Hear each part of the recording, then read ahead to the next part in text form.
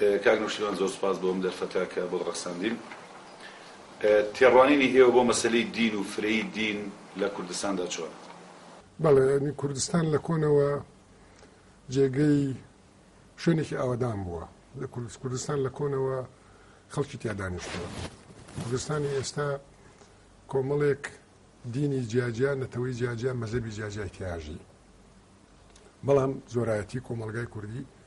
مسلمانە و زۆرایەتی کۆمەلگای کوردی کوردستانی عێراقیش نەکەر مسلمانە سونیشن. ئەوەی کە بۆ ئێمە جێگەی شانازیە لە مێژووی هاوچەرخی کووردا لە ماوەی 100 ساڵی ڕابردووە بە هیچ جۆرێک لە کوردستانی عێراقا ئاژاوی دینی، یعنی لە بینی دینێک و دینێکی ترا لە بین ئاژاوی تایفی شەڕی تایفی ڕووی نێهاوە. بەعکسەوە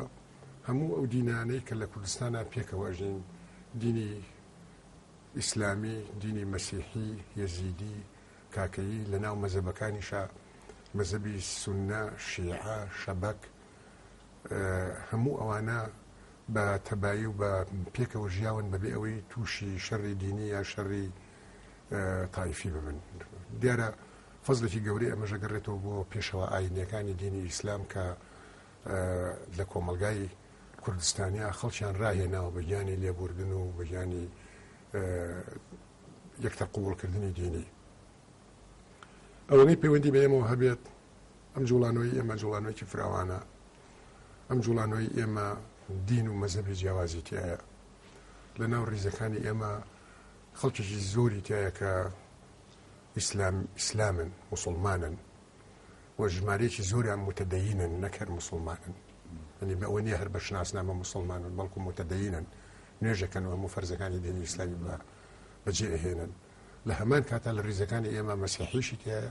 یەزیدی تایە، کاکەیی تایە. لە ناو مسلمانەکانی ئێمە شیعەمان تایە، سونەمان تایە، شەبەکمان تایە. ئەم جوڵانەوەی ئێمە جوڵانەوەیەک نییە لەسەر بنچینی دیندا مەزرابی وەکو هەندێک لە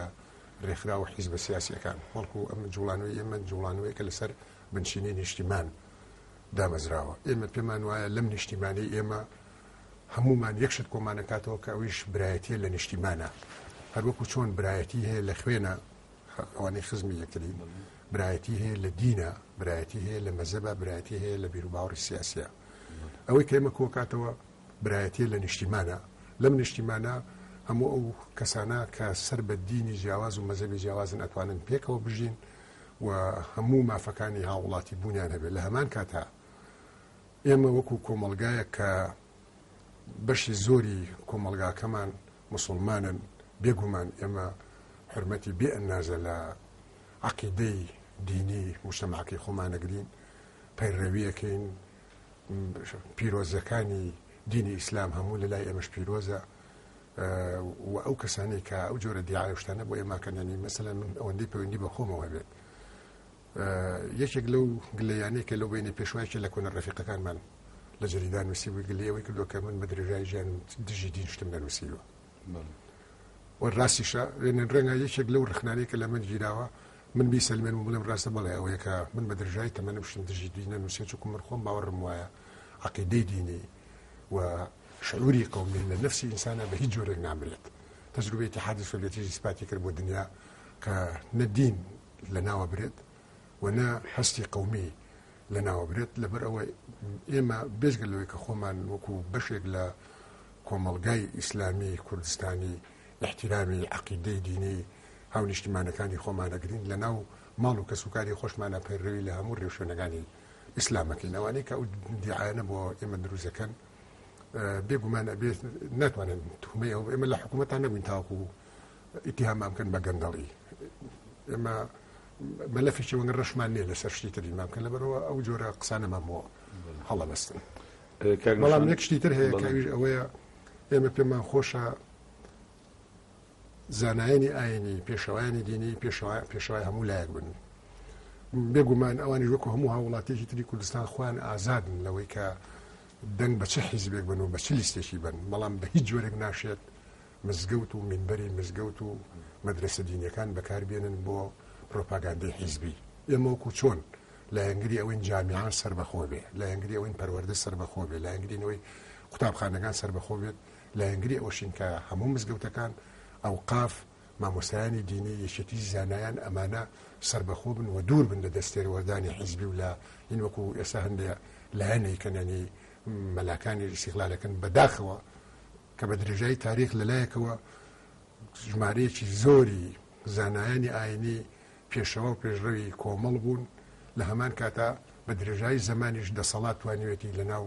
زانایانی ئاینیە هەندێک کەس بکڕێت بۆ ئەوەی دیعایان بۆ بکەن و هەمیشە ئەوەی کە نایە ناو وعازە سەڵاتین وعیزەکانی سوڵتان بن. کاک نیشوانی سەبارەت بە پەیوەندی سیاسەت و دین. بەڵێ ئێمە پێمان وایە دین دەورێکی گرنگی هەیە لە ڕووی کۆمەڵایەتیەوە بە تایبەتی لە پەروەردەکردنی ئینسانە. هەروەها دین دەورێکی گەورەی هەیە لە کاروباری سیاسیە نە بە معنای حیزبایەتی بەڵکو مەلای مزگەوت زانای ئاینی ئەوانەی خوێندکارانی دینی ئەوانش بەشێکن لە کۆمەڵ هەموو ئەو گیر و گرفتانەیە کە لە کۆمەڵات دێتە پێشەوە هەموو ئەو قەیرانە ئابووری و کۆمەڵایەتی و ڕۆشنبیریانەیە کە دێتە پێشەوە ئەوان ژێگرێتەوە لەبەرەوە دەستگای دینی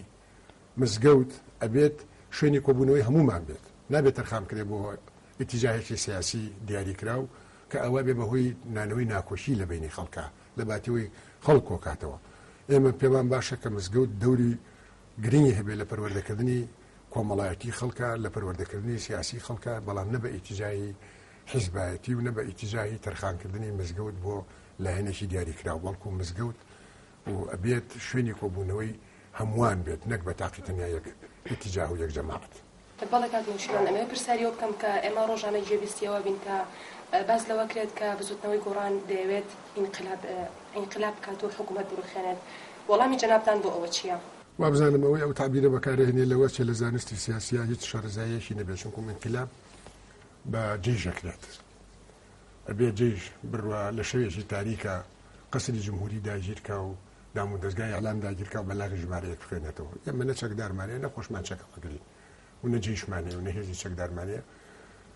ئێمە نامانەوێت ئینقلاب بکەین بەڵام ئێمەمانەوێت گۆڕین بکەین گۆڕین بە هیچ جۆرێک بە معنای ڕوخانە نییە بە هیچ جۆرێک بە معنای ئینقلاب نەبێت بەڵێ ئێمە ئەمانەیە گۆڕین بکەین لە شێوەی بەڕێوەبردننی